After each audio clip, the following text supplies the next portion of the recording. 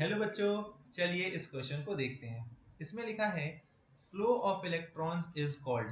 Flow of electron को क्या कहा जाता है? तो बच्चों, हमने जब इलेक्ट्रिक करंट पढ़ा था तो इलेक्ट्रिक करंट की डेफिनेशन क्या कहती है? हमें हमें कहती है कि किसी पर्टिकुलर क्रॉस सेक्शन यानी एक वायर के किसी एरिया से क्या हो रहा है, चार्जेस जा रहे हैं।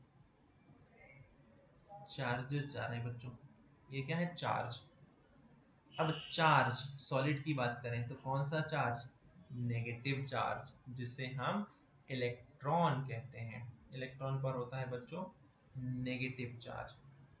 इलेक्ट्रॉन पास होता है यहाँ से, यानी हम इस क्यू की जगह ई भी लिख सकते हैं। यहाँ पर क्या पास हो रहा है बच्चों?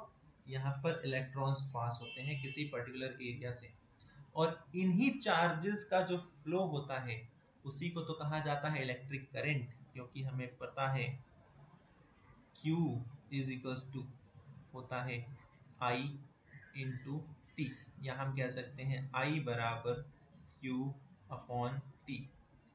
Rate of flow of charge हम कह सकते हैं rate of flow of charge is known as electric current. इसे ही इलेक्ट्रिक करंट कहा जाता है। यानी किसी पर्टिकुलर क्रॉस सेक्शन से एक सेकंड में जितना चार्ज फ्लो होगा उसको ही करंट कहेंगे। तो ऑप्शन देख लेते हैं। इलेक्ट्रोलाइट बिल्कुल नहीं। इलेक्ट्रोलाइट क्या होता है? एक ऐसा लिक्विड जहां पर इलेक्ट्रिसिटी कंडक्ट हो सकती है। इलेक्ट्रोड्स क्या होते हैं बच्चों? तो इलेक्ट्रोड्स वो चीजें होती हैं जो कि एक सॉलिड इलेक्ट्रिक सर्किट को एक लिक्विड इलेक्ट्रिक सर्किट से जोड़ते हैं।